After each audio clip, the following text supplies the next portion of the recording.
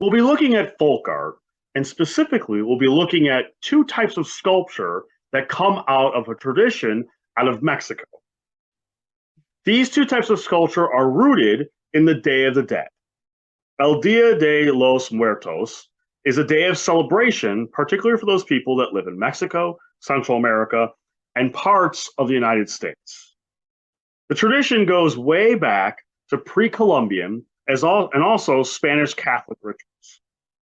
It's been increasingly popular among Latinos across the world, and though a lot of traditional elements remain, it has continued to evolve and change over time. Many of the things we'll be talking about in this video really go back to pre-Columbian customs and beliefs. And so for pre-Columbian cultures and those indigenous folks from this region, life and death were not two independent states of being, but rather death was a part of life. In fact, death is a part of the life cycle in which new life can be created. And so that cyclical nature about how life and death work together is really a big celebration in terms of the Day of the Dead.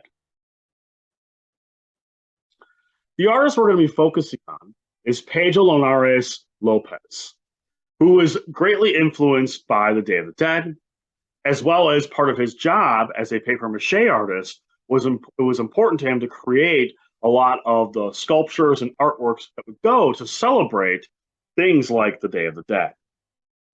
So he was originally a papier-mâché artist, and he's a folk artist who eventually becomes internationally recognized for his large skeletal figures known as calaveras, and probably most importantly, his development of the Alebrijes, which are these bright dragon-like creatures that he envisioned when he was a sick child. So Pedro Linares Lopez is a folk artist. And so folk art comes from the indigenous cultures of the world. So there's these traditional cultures that express themselves through handicrafts, sculpture, tool making, and these kinds of artworks. Folk art is rooted in the idea of community and expressing a cultural identity, right? And that cultural identity embodies the community values as well as the aesthetics of those people. So Pedro Linares Lopez creates alebrijes, which are these imaginary creatures that often have multiple elements from different animals. They might have the bodies of a dragon or the bodies of a wolf with bat wings and antlers and big cat eyes or dog eyes. And they're often very colorfully painted, and they had a lot of patterns all over them. And in some ways, they're these horrible and terrible monsters, but they're also very beautiful with all the intricate detail and beautiful colors that are used. When Lopez first created these, he did so out of papier-mâché. Nowadays, they're made out of wood. So there are a couple of different stories that explain where Lopez got his idea for creating the Alebrijes. So the first story is that Jose Gomez Rosas, who was in charge of the Carlos Arts Academy, approached Lopez and said he was looking for some traditional artists to help create decorations for a masquerade party and parade that would be taking place at the Academy. And so Rosas was already familiar with Lopez's large skeletal figures and knew that he was able to work in papier-mâché. And so he approaches him and he says, if you would please, would you create these works for our big celebration? And so Lopez goes on to create such monstrous creatures as the Alebrijes. Now, the second part of the story, or the second version of the story, is that Lopez already had these monsters in mind because when he was a child, he was very sick and he had these terrible fevers. And in those fevers, he had these really bad nightmares about these mythical, monstrous creatures. In fact, when interviewed, Lopez once said that when he was dreaming, one of the monsters came to him and started chanting the word Alebrije, Alebrije, Alebrije. And then all the other monsters started chiming in, and it was very terrifying for him. And he woke up shaken by this nightmare.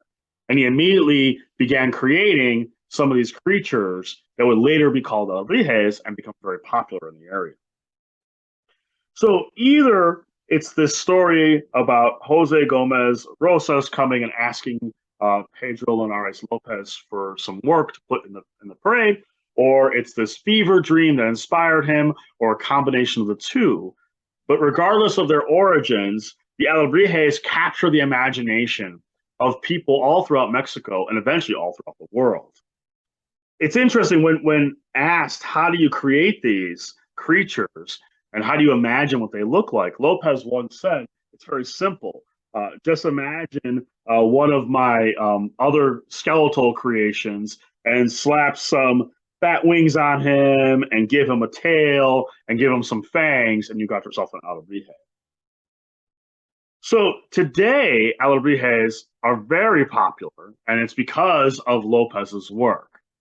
So if we look at the two versions of Lopez's work and we look at his evolution, we can see that it starts with these calaveras, which are tied to the Day of the Dead celebrations, and they're these large skeletal figures. Now, calaveras actually means skull in Spanish, but they've come to mean the entire figure themselves.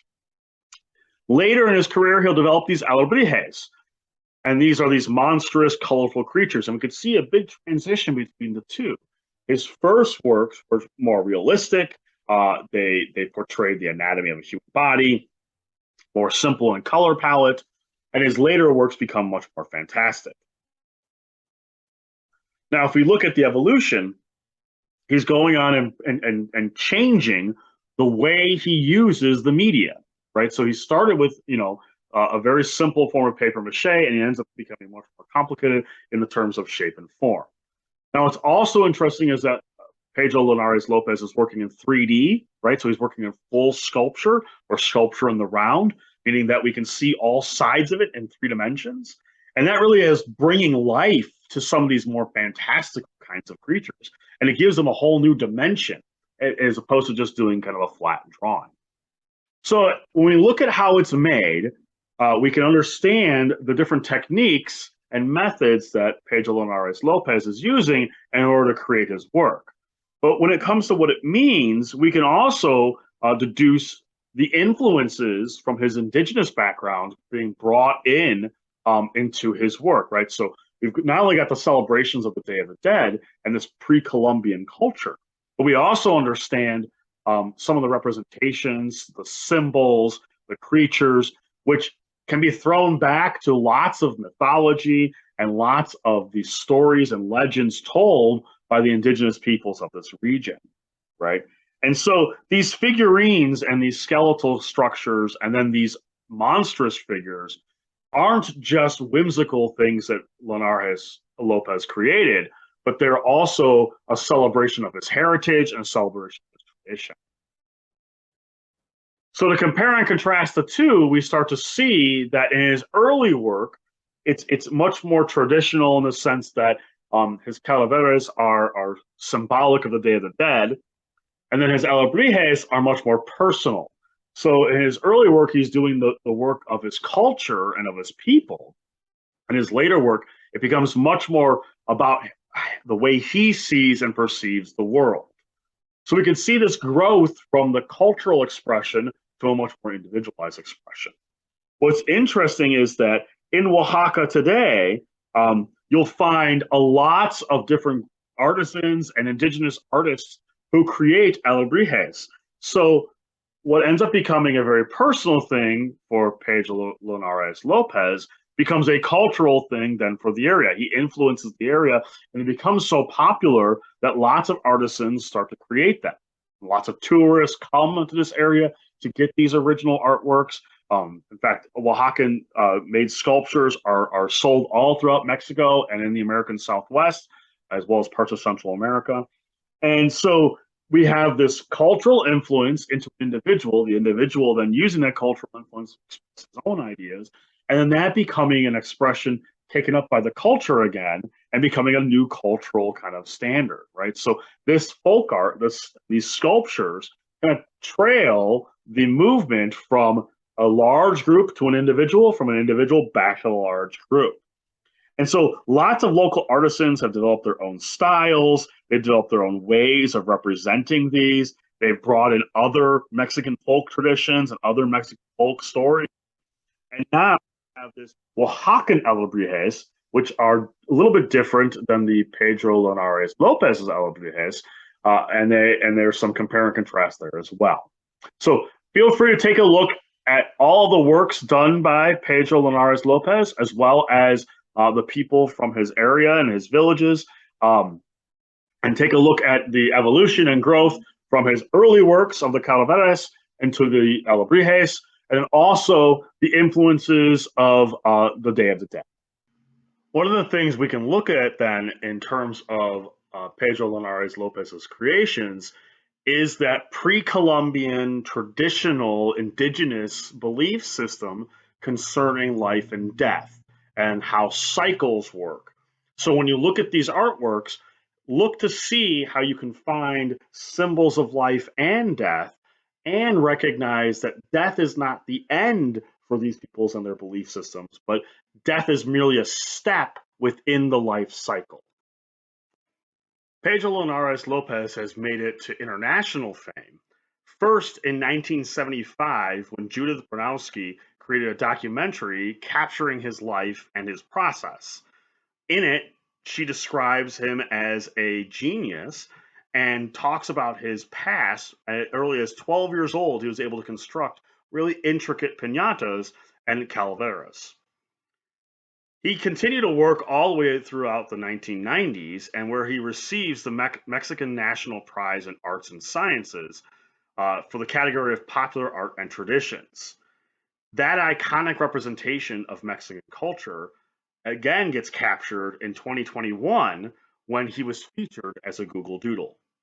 So to this day, Pedro Linares Lopez remains influential not only in his own culture, but cultures across the world.